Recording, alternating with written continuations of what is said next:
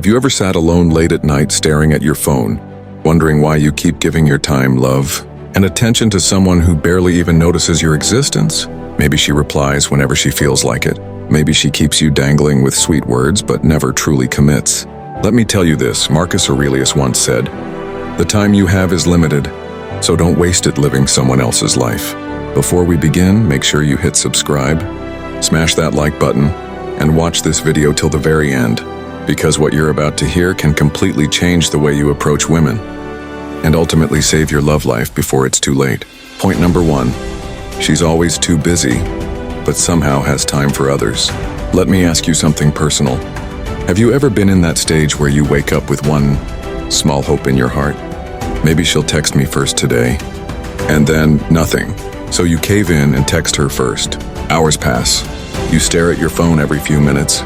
Nothing, no reply, no voice note, not even a reaction.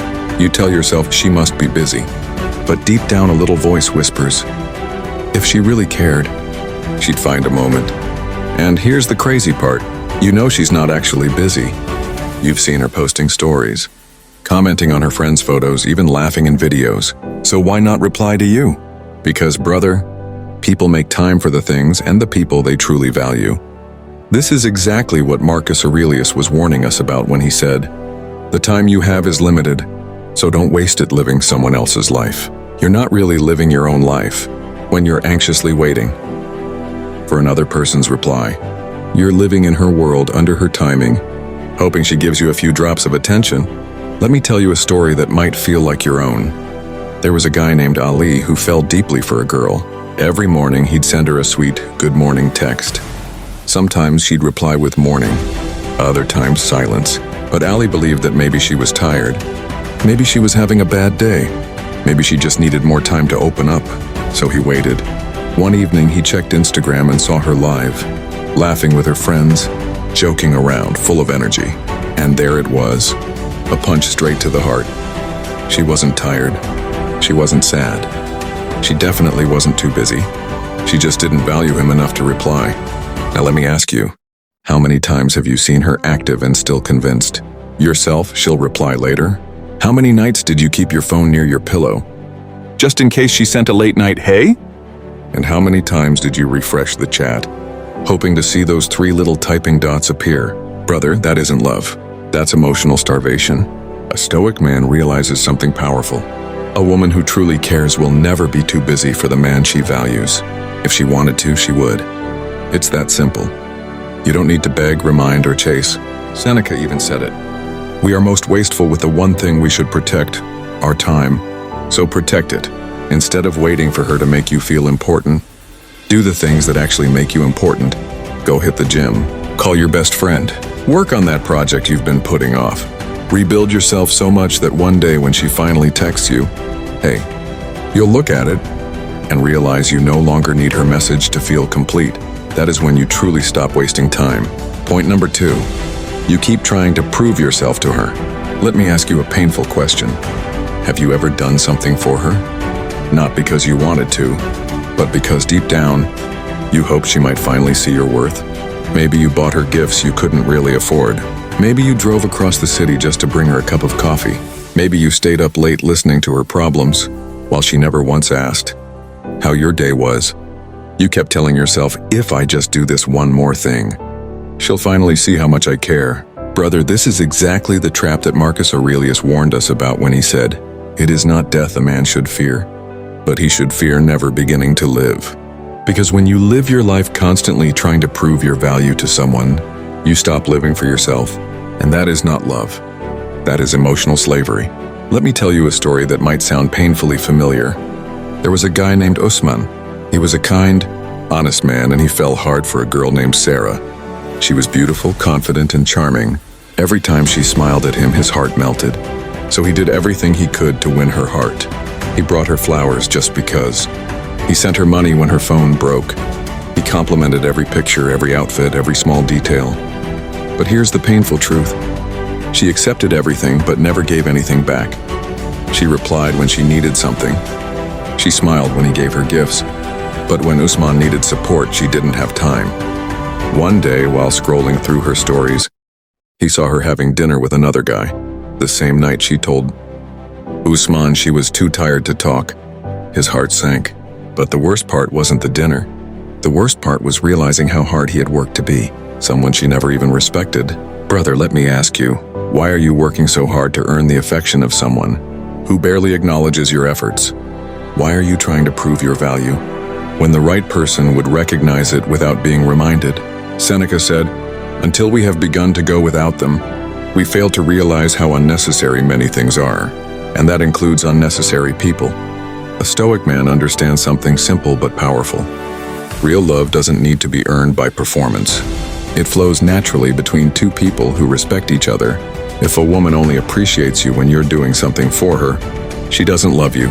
She loves the benefits she gets from you. Stop proving yourself. Stop auditioning for her heart like your love is a job interview. Instead, prove yourself to you. Work on your body, your mind, your purpose. Become so focused on your own growth that suddenly the idea of convincing someone to love you feels ridiculous. Because one day, when you're standing strong in your own worth, you'll look back at this version of yourself and think, why did I ever try so hard for someone who couldn't even see me? And that, brother, is when you truly take your power back. Point number 3. She plays with your emotions and then blames you for reacting. Let me ask you something very real. Have you ever felt like you were going crazy? Simply because one day she treated you like the most important man in the world, and the next day acted like you barely exist? One day she texts you, "I miss you." The next day she leaves you on read for 8 hours. One day she says, "You're the only one who understands me." The next day she's suddenly confused and needs space. And when you finally build the courage to ask, "Hey, why are you acting different?" she flips it around and says, "You're being too dramatic. You're overthinking. Why are you so sensitive?" Brother, let me tell you the truth. You're not overthinking. Your heart is trying to understand someone who is messing with your emotions and then blaming you for reacting. Seneca warned us about this when he said, "We suffer more often in imagination than in reality." You keep imagining that her loving side is the real her, and the cold part is just a phase. But what if it's the opposite? Let me tell you a story. Farhan met a girl who made him feel like the happiest man alive. In the beginning, she'd text him all night, call him my favorite person, and even tell him she could see a future with him. He felt like he finally found the one. Then out of nowhere, it changed. Her replies became colder. She stopped calling him favorite. She suddenly started hanging out with other guys. When Farhan asked, "Did I do something wrong?" she laughed and said, "Why are you so insecure?" He felt ashamed. He started thinking, maybe I'm too emotional. Maybe I really am overreacting. So he apologized even though he didn't even know what he did wrong. He adjusted his tone. He stopped asking questions. He tried to stay calm. But she kept changing. Warm one day, cold the next. Every time he reacted, she blamed him. And bit by bit, Farhan lost his confidence. Brother, if this feels familiar, you need to hear this. Someone who loves you will never play with your emotions just to see how you react. A Stoic man observes actions, not empty words. If her behavior brings chaos to your mind, that is not love, that is emotional manipulation. Marcus Aurelius said, "You have power over your mind, not outside events. Realize this and you will find strength." And that's exactly what you must do. Stop trying to explain your feelings to someone who uses them against you. Stop accepting blame for emotions she caused. Step back and protect your peace. Because the moment you stop engaging in those mind games, something powerful happens. You begin to see clearly. You realize that the right woman doesn't confuse you. She brings clarity. She doesn't make you question your worth. She reminds you of it. So breathe, step back, and never let anyone convince you that your reaction is the problem when their behavior caused the storm. Point number 4. You constantly overthink what you should text her. Be honest for a moment. How many times have you opened the chat window, typed a message, stared at it for a few minutes, then deleted it because you were scared it might sound wrong? How many times have you asked a friend, "Does this message sound okay?" Or rewritten a single sentence 5 times because you didn't want her to think you're desperate? That's not just texting. That's walking on mental eggshells. You're not communicating. You're performing. And the reason you're performing is because you're afraid. Afraid she might get bored. Afraid she might ignore you. Afraid she might walk away. Think about that for a second. A single text has the power to ruin your whole day. Why? Because you've given her words the ability to control your emotions. Marcus Aurelius once said, "If you are distressed by anything external, the pain is not due to the thing itself, but to your estimate of it. It's not the message that's stressful, it's the fear behind it." Let me give you a story. There was a guy named Bilal. Whenever he wanted to send her a text, he'd reread their last conversation 3 times to maintain the vibe. If she replied with a short sentence, he thought, maybe she's losing interest. I need to say something funny to bring back the energy.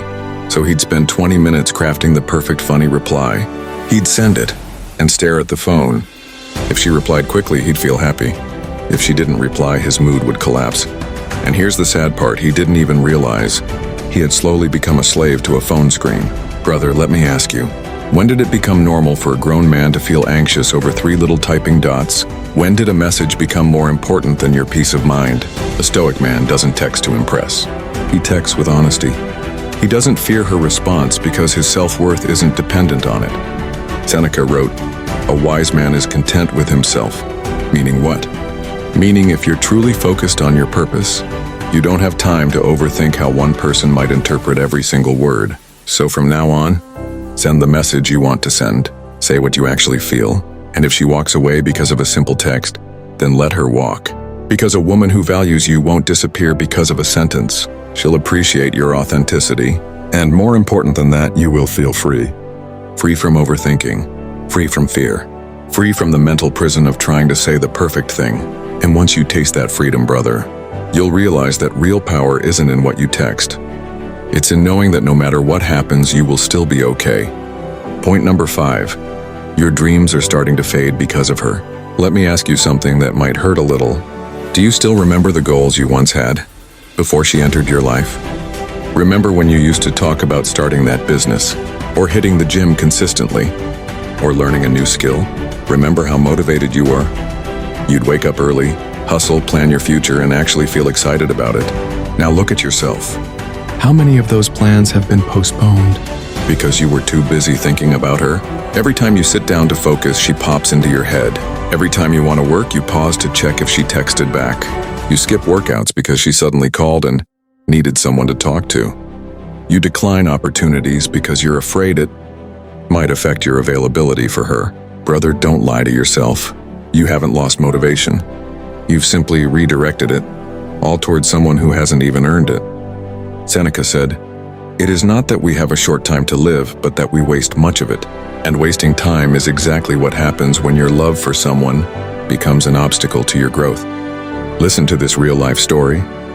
There was a man named Samir who wanted to start his own clothing brand. He saved money, planned his designs, researched suppliers.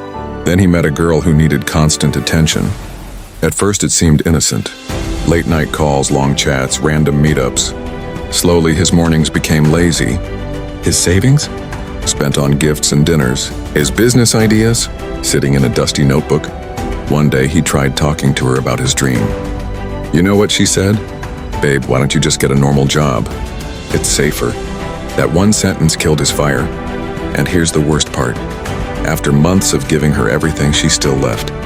And he wasn't just heartbroken. He was empty. Because he lost her in himself. Brother, I want you to pause and ask yourself right now, have you already sacrificed parts of your dream just to keep her around? Are you holding back from improving yourself because you're afraid it might change the dynamic between you? If the answer is yes, hear this clearly. The woman who is meant for you will push you toward your purpose, not pull you away from it. A Stoic man stays loyal to his mission first.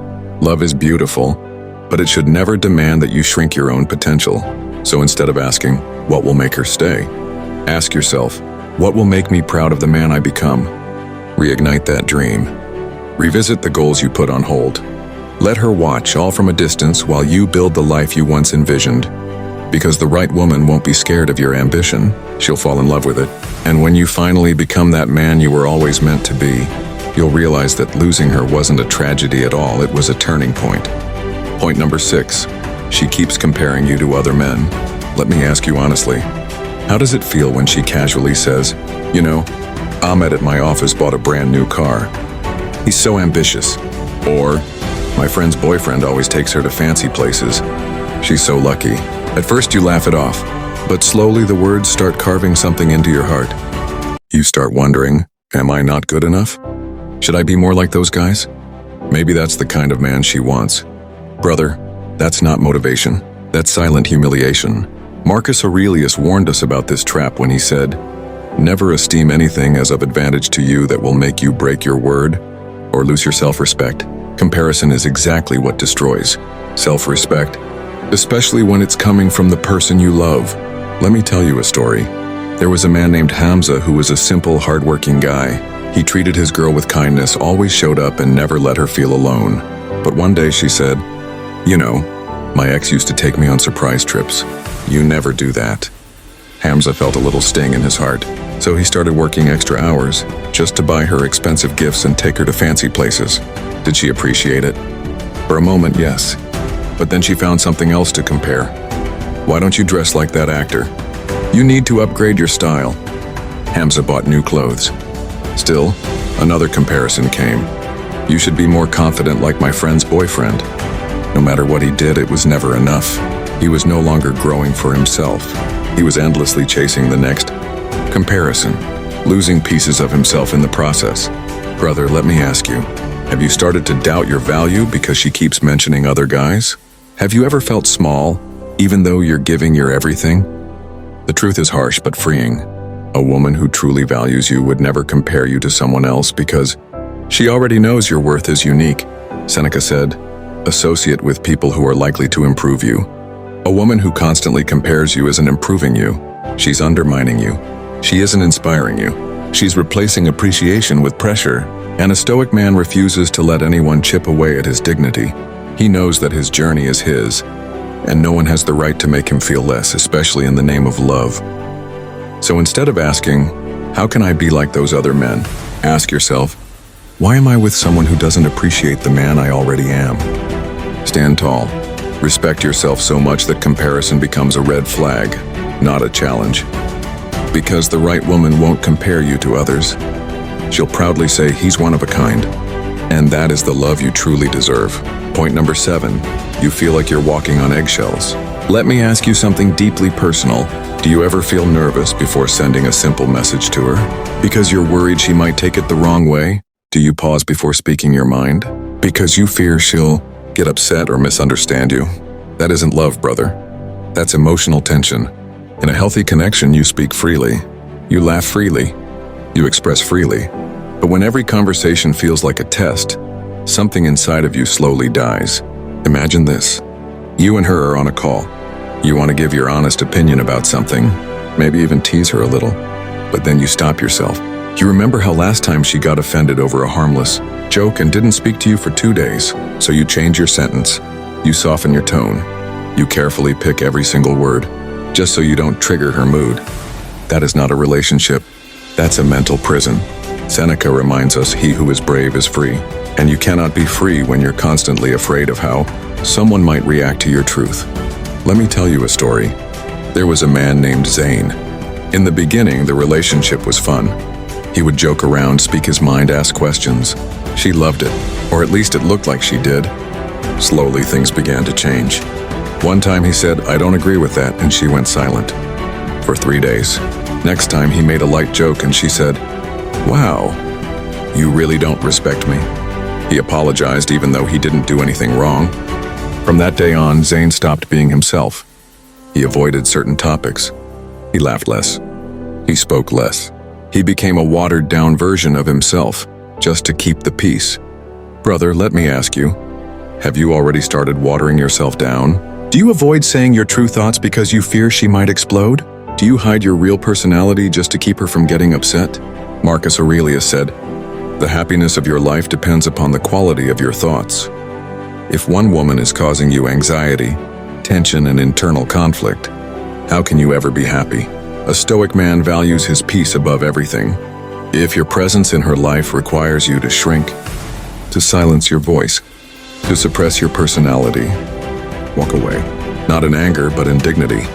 Because somewhere out there is a woman who will say, "I love the way you speak your mind. I love that you're honest and direct." And you will finally understand what it feels like to breathe freely in love. Never stay in a place where being yourself feels dangerous. Be brave, speak freely. And if she cannot handle your truth, she was never meant to stay in your life. Point number 8, she uses guilt to control you. Let me ask you something that might strike a nerve. Has she ever said something like, "If you really cared about me, you'd do this"? Or maybe, "Wow, so you have time for your friends but not for me?" Suddenly, it doesn't matter that you've always been there for her. It doesn't matter that you've gone out of your way 100 times. With just one sentence, she makes you feel like the bad guy, and you end up doing exactly what she wants.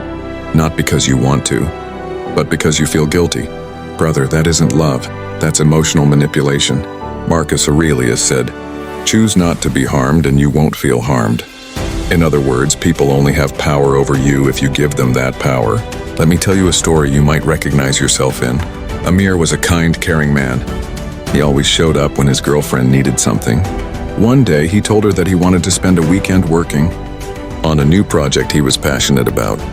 Instead of supporting him, she said, "Oh, so your little project is more important than me now?" Amir felt bad.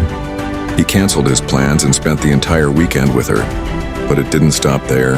Whenever he tried to see his friends or focus on his goals, she threw the same line. "If I mattered, you'd make me a priority." And every time it worked.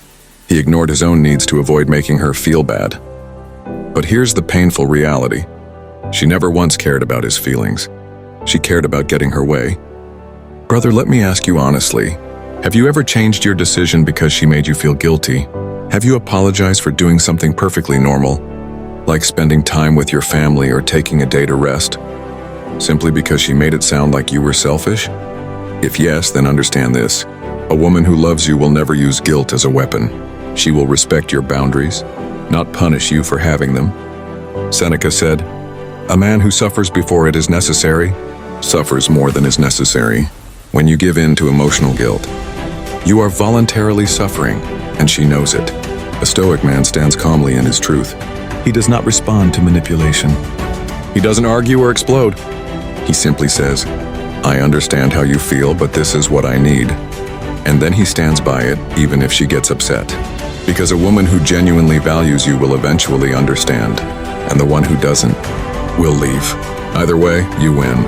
You keep your peace. You keep your dignity. You keep your power. So next time she says, "If you really cared," take a deep breath and remind yourself of this. You have already proven your care. You don't need to prove it again by sacrificing your boundaries. Real love doesn't demand guilt. Real love respects choice. Point number 9. You feel emotionally drained after talking to her. Let me ask you something simple but powerful. How do you feel after talking to her? Do you feel calm, energized, motivated, or do you feel like someone just pulled every drop of energy out of your body? You see, brother, love is not supposed to exhaust you. A real connection refuels your heart. But when every call turns into an argument, when every conversation leaves you overthinking, when every message feels like a test, that's not love. That's emotional burnout. Seneca said, "Associate with people who are likely to improve you." And someone who constantly drains your emotions is doing the opposite. Let me share a story. There was a man named Salman. In the beginning, talking to his girl felt like breathing fresh air. He'd hang up smiling. He felt understood. He even slept better, but things slowly changed. Whenever he messaged her, she'd respond with problems. "I'm upset. I'm tired. My friend annoyed me." Over time, every conversation became a therapy session for her. And if Salman ever tried to talk about his problems, she'd respond with, "Ugh, I don't want to deal with negativity right now." Sometimes she would randomly start arguments over absolutely nothing. A harmless sentence would turn into a 1-hour debate.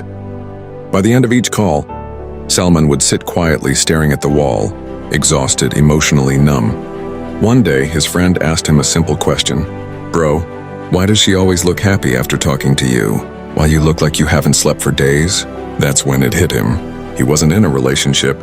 He was in a one-way emotional transaction. Brother, I want you to pause and ask yourself, do you feel lighter or heavier after speaking with her? Do you sleep peacefully after your conversations? Or stay up replaying every word in your head? Does she lift your mood or consume it? A Stoic man understands that his peace is not negotiable. Marcus Aurelius said, "The happiness of your life depends upon the quality of your thoughts." And if one person constantly fills your head with stress and confusion, they're directly affecting your happiness. So what do? You step back. Not to punish her, not to make her chase you, but to protect your soul. A woman who truly loves you will make you feel calm, even when life is chaotic. Conversations with her will feel like a safe place, not an emotional battlefield. And one day, when you finally allow yourself to walk away from the person who drains you, you'll realize how good it feels to breathe again, to laugh again, to feel alive again. Don't confuse emotional exhaustion with love. Love will never leave you empty. It will fill you, silently, gently, and completely. Point number 10, you've forgotten who you are. Let me ask you one final question, and be brutally honest with yourself. When you look in the mirror today, do you still recognize the man staring back at you? Or do you see a version of yourself that feels smaller, weaker, less confident? A man who used to laugh louder, dream bigger, and walk prouder before she came into your life. Brother, sometimes the most dangerous thing isn't that she ignores you, it's that you start ignoring yourself. Marcus Aurelius wrote, "Waste no more time arguing about what a good man should be. Be one." But how can you be that good man when you've abandoned your own values, your own standards, your own identity, just to keep her in your life? Let me tell you a story, and I want you to pay close attention, because this story might be yours. There was a man named Hamid. Before he met her, he loved his life. He had his routines. He lifted weights. He read books. He spent weekends with his family and best friends. He knew exactly who he was. Then she entered his life.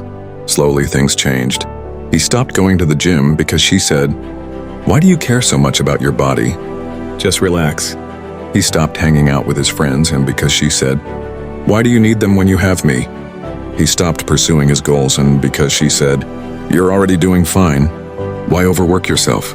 At first, it all seemed harmless. Hamid thought, "She just wants more time with me. That's love." But months later, he woke up one morning, looked in the mirror, and felt nothing. No excitement, no confidence, no fire. He realized he had sacrificed the man he used to be for someone who didn't even truly appreciate him. Brother, let me ask you, have you stopped doing the things that once made you feel alive? Have you silenced your own voice just to avoid conflict or keep her happy? Have you become a stranger to your own heart? If the answer is yes, listen closely. Any relationship that costs you your identity is too expensive. Seneca said, "Nothing is more honorable than a grateful heart." And the first person you must be grateful to is yourself. The man who survived heartbreaks, the man who built himself from scratch, the man who had dreams and principles long before she came. A Stoic man never abandons himself, not for love, not for anyone. So if you've drifted away from who you truly are, then it's time to return home. Return to your purpose. Return to your routines. Return to the man who once didn't need her approval to feel worthy. Because when you reclaim yourself, something incredible happens. The sadness starts to fade. The confusion turns into clarity, and you realize that losing her wasn't the end. It was the beginning of finding yourself again. So stand up, look in the mirror one more time, and this time, say to yourself, "I remember who I am, and I will never lose myself again for anyone." With that said, thanks for watching, and until next time,